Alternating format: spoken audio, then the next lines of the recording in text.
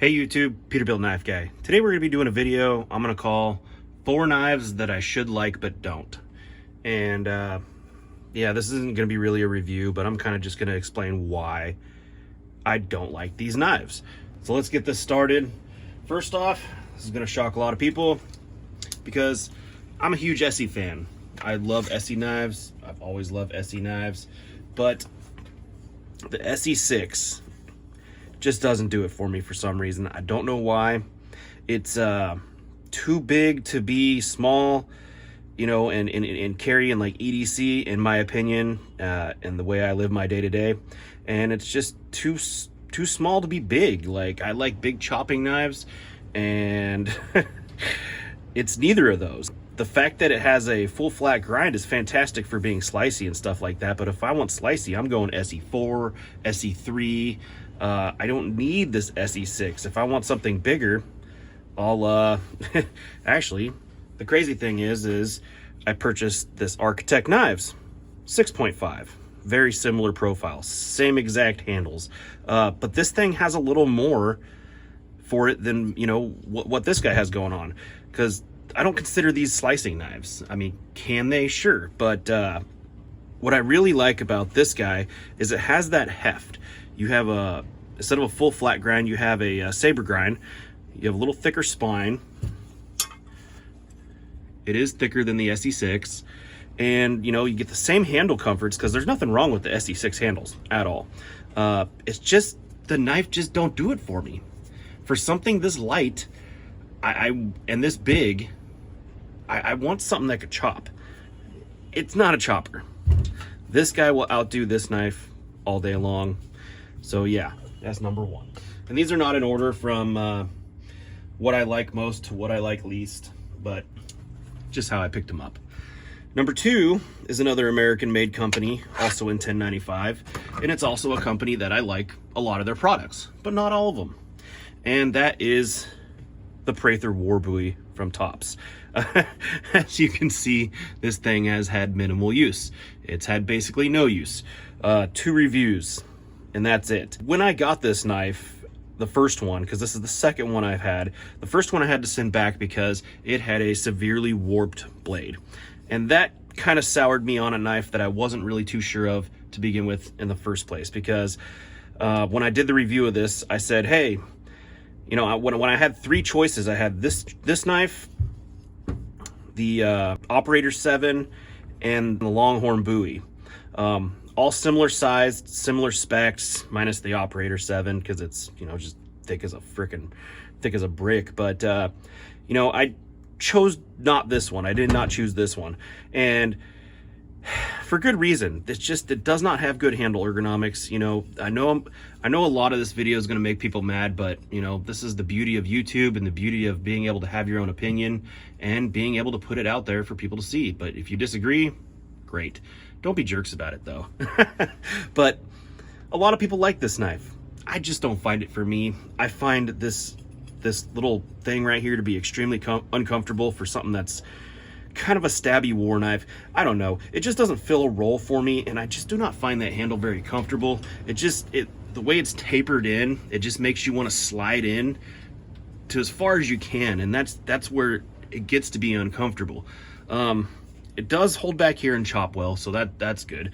I just, you know, just one of those things. I bought it because aesthetically I like it, but just functionally I have no use for it. So just don't like it that much, and that's that. Up next, this is one that's got a lot of controversy. It's actually the second most controversial knife on my channel that has made a lot of people mad. And you know, I understand the nostalgia behind Buck, but I think they're not doing what they need to be doing these days. I think they need to step up their game. I bought this knife, I bought all these knives, and it underperformed. This is another one of those knives that's, you know, ESEE 6 style, ESEE 6 length, but all the weight in this guy is in this handle. And like I said, for a knife this size, I don't want slicey. This hollow grind needs to go. I've said it on my channel many times. Upgrade the steel, get rid of that hollow grind, we'll talk, because, you know, in all reality, it's a pretty knife. All these are aesthetically pleasing, except for the last one. But yeah, I mean, I first time I actually used this, something this big called the Frontiersman should be able to handle Frontiersman stuff. And just chopping a 1x3 piece of pine, very soft stuff, Home Depot crap, it picked up some warpage in the blade that I was able to mostly sharpen out, but it's still there. You can see part of it right there. You know, you can't get all of it out.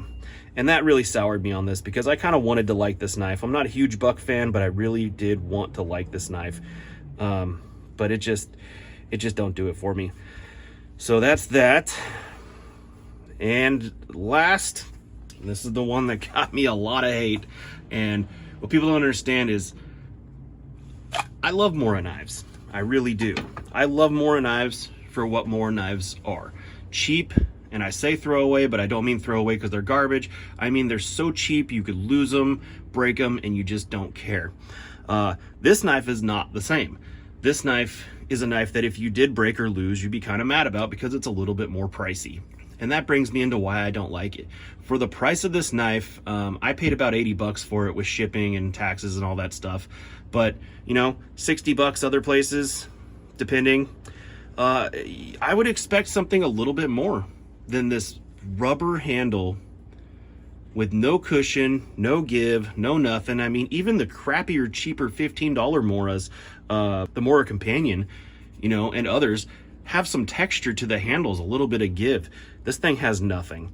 I don't know, it's just not my style. This happens to be the carbon one. I think the other one is in 14C 28N or something like that. I just, you know, and another thing too, everybody's like, oh, Moras are easy to sharpen.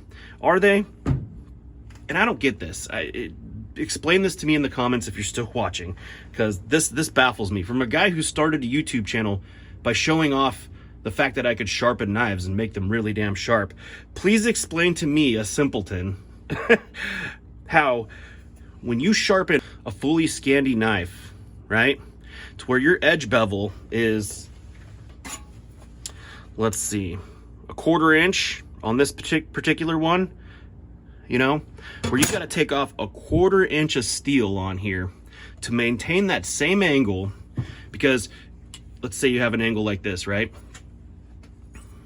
Okay, if you're only sharpening the tip, you're bringing that angle up every single time, and you're kind of slightly convexing it. So to truly sharpen a 0-degree Scandi knife, you need to remove all that steel. Someone smarter than me, please explain how that is easier than removing a tiny little micro bevel on a knife like this. What is this, a 1/16 of an inch? You're telling me sharpening a 1/4 of an inch bevel is easier than a 1/16 of an inch bevel? I think I'm calling BS on that one.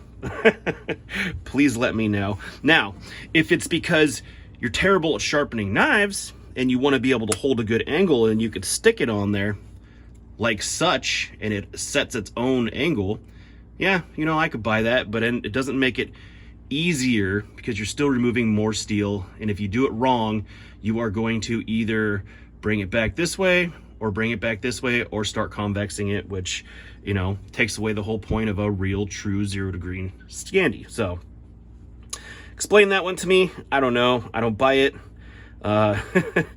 Walks like a duck, talks like a duck, is probably a duck, and I call BS on that one. More guys, let me know. But these are my top 4 knives that I should like more, and I don't. Anyways, that's all I got for you today. Thanks for watching.